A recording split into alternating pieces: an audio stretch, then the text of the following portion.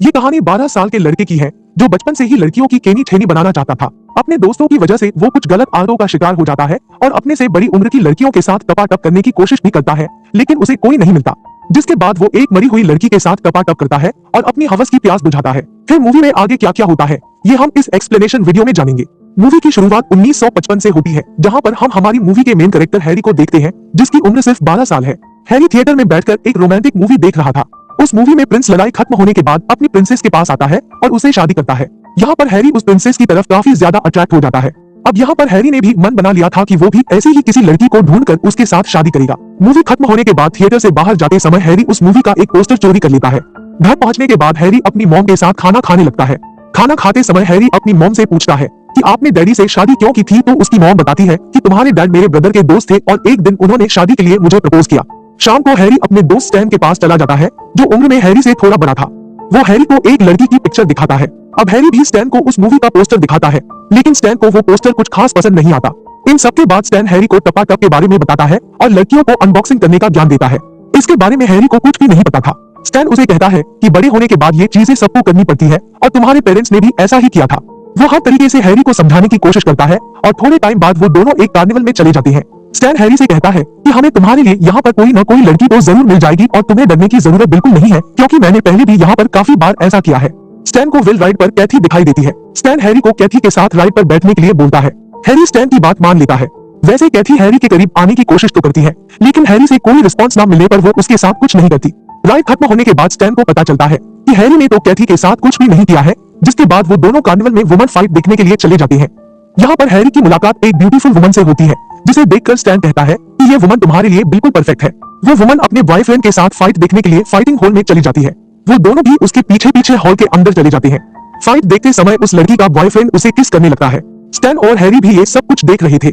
इस बार हैरी भी उस लड़की की तरफ अट्रैक्ट होने लगा था। थोड़े टाइम बाद वो लड़की अपने बॉयफ्रेंड के साथ हॉल से बाहर चली जाती है। स्टैन हैरी से कहता है कि चल तुझे दिखाता हूँ कि टपाटप करना किसे कहते हैं। वो लड़की और उसका बॉयफ्रेंड पार्किंग प्लेस में ही घपाघप करना शुरू कर देते हैं। हैरी और स्टैन एक कोने में छिपकर उन दोनों को देख रहे थे, लेकिन तभी वहाँ पर उस लड़की का बेटा आ जाता है, तो वो दोनों रुक जाते हैं। जिसके बाद वो लड़की अपने बेटे को अपने साथ लेकर अपने घर चली जाती है। हैरी स्टैन को बताता है कि उस लड़के का नाम थियो है और वो मेरा क्लासमेट है। स्टैन हैरी से पूछता है कि क्या तुम जानते हो कि तुम्हारा ये दोस्त कहाँ पर रहता है। अगली सुबह हैरी स्टैन को अपने साथ लेकर अपने क्लासमेट थियो के घर चला जाता है। हैरी के बेल बजाने पर कोई भी घर से बाहर नहीं आ रहा था, तो स्टैन और हैरी घर के अंदर चले जाते हैं। थियो घर पर नहीं था। हैरी और स्टैन देखते हैं कि वो वुमन नशे की हालत में अपने बेड पर सो रही है, तो स्टैन हैरी को उसके पास जाने के लिए बोलता है और कहता है कि फिक्र मत करना, वो नशे की हालत में होने की वजह से वो जल्दी नहीं उठेगी। हैरी उस वुमन के पास जाता है और उसे टच करने की कोशिश भी करता है, लेकिन अचानक से वो वुमन जाग जाती है, तो हैरी और स्टैन वहाँ से भागकर वापस आ जाते हैं। अब स्टैन हैरी को अपने पप्पू को हिलाने के बारे में बताता है, जिसके बाद रात को हैरी उस प्रिंसेस का पोस्टर देखते हुए अपने पप्पू को हिलाने लगता है और अपनी हवस की आग को शांत करता है। अब यहाँ पर 7 साल बीत जाने के बाद हम हैरी को देखते हैं, जो काफी बड़ा हो चुका था, लेकिन अब उसे एक स्किन प्रॉब्लम थी, जिस वजह से उसके पूरे फेस और बॉडी पर अजीब से धब्बे बन चुके थे। आज उसके स्कूल में ग्रेजुएशन डे था, लेकिन उससे पहले वो अपने डॉक्टर के पास चला जाता है। डॉक्टर उसे कहता है कि तुम्हें अभी और मेडिसिन लेनी होगी। इस स्किन प्रॉब्लम की वजह से हैरी ग्रेजुएशन डे पर अपने स्कूल नहीं जाता है। जिसके बाद शाम को हैरी का दोस्त विल उसका डिप्लोमा लेकर हैरी के घर पहुंचता है और हैरी को उसका डिप्लोमा देता है। विल हैरी से पूछता है कि क्या तुम आज रात स्कूल डांस पर नहीं आ रहे हो। हैरी उसे कहता है कि मैं ऐसी हालत में वहाँ पर नहीं आना चाहता।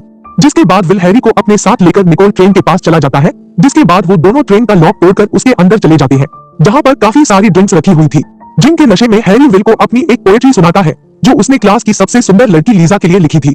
जिसे सुनने के बाद विल कहता है कि तुम्हें स्कूल डांस पर जाना चाहिए और लीजा से बात करनी चाहिए। जिस बात पर हैरी कहता है कि मेरा फेस देखने पर लीजा मुझसे बात भी नहीं करेगी। फिर भी विल के फोर्स करने पर हैरी स्कूल डांस पर चला जाता है, जहाँ पर लीजा बिल्कुल अकेली बैठी थी। विल हैरी को लीजा से बात करने के लिए उसके पास भेजता है, लेकिन हैरी से पहले लीजा के पास एक और लड़का आकर उसके साथ डांस करने लगता है। जिसके बाद विल हैरी को लेकर पार्किंग प्लेस पर चला जाता है। विल की गाड़ी में उसकी दोस्त मरीना बैठी थी। विल हैरी को बताता है कि मरीना एक बुरी लड़की है और हम दोनों उसके साथ टपाटप कर सकते हैं। हैरी विल से कहता है कि मुझे नहीं लगता कि मरीना मुझे एक्सेप्ट करेगी। अब पहले विल मरीना के पास जाता है और उसके साथ टपाटप करता है, लेकिन उसके बाद वही होता है जिसका डर था। मरीना हैरी को उसकी स्किन प्रॉब्लम की वजह से रिजेक्ट कर देती है। जिसके बाद हैरी उदास होकर बाथरूम में चला जाता है और अपने पूरे फेस को टॉयलेट पेपर से कवर कर लेता है और वापस पार्टी में आकर लीजा को डांस के लिए पूछता है। लीजा डांस के लिए मान जाती है। डांस खत्म होने के बाद लीजा वापस चली जाती है, तो विल हैरी को बोलता है कि आखिरकार तुम कामयाब हो ही गए। इसका जवाब देते हुए हैरी कहता है कि लीजा ने तो मेरा फेस तक नहीं देखा और उदास होकर विल के साथ वापस अपने घर आ जाता है। वो ड्रिंक के नशे में घर के बाहर बैठ जाता है, जिसके बाद वहाँ 2 पुलिस ऑफिसर आते हैं और ट्रेन में से ड्रिंक चोरी करने के लिए उसे गिरफ्तार कर लेते हैं, क्योंकि उन ऑफिसर को ट्रेन में से हैरी की लिखी हुई पोएट्री मिली थी। 14 साल बीत जाने के बाद हम हैरी को एक क्लब में देखते हैं, जहाँ पर हैरी काफी ओल्ड हो चुका था। तभी वहाँ पर हैरी की मुलाकात अपने पुराने दोस्त विल के साथ होती है। दरअसल अब हैरी की लाइफ पूरी तरह से बर्बाद हो चुकी थी। हैरी और विल थोड़े टाइम बाद क्लब से बाहर चले जाते हैं। रास्ते में उन्हें एक घर के बाहर मुर्दा घर की एक गाड़ी दिखाई देती है, जो वहाँ पर एक डेड बॉडी को लेने आई थी। वो दोनों नशे की हालत में उस डेड बॉडी को उठाकर एक सीक्रेट प्लेस पर ले जाते हैं। हैरी जैसे ही उस डेड बॉडी के फेस पर से कपड़ा उठाता है, तो वो उसकी तरफ काफी अट्रैक्ट हो जाता है, क्योंकि वो डेड बॉडी एक खूबसूरत लड़की की थी, जैसी लड़की उस मूवी में हैरी ने अपने बचपन में देखी थी। अब हैरी उस डेड बॉडी को किस करता है और उसके कपड़े खोलकर उसके साथ टपाटप करता है। आज हैरी ने पहली बार किसी लड़की के साथ ये काम किया था, लेकिन विल को ये सब कुछ बिल्कुल भी पसंद नहीं आता। विल हैरी को कहता है कि अब हमें इस डेड बॉडी को जला देना चाहिए, नहीं तो पुलिस हमें पकड़ लेगी। लेकिन हैरी कहता है कि इतनी सुंदर लड़की को हम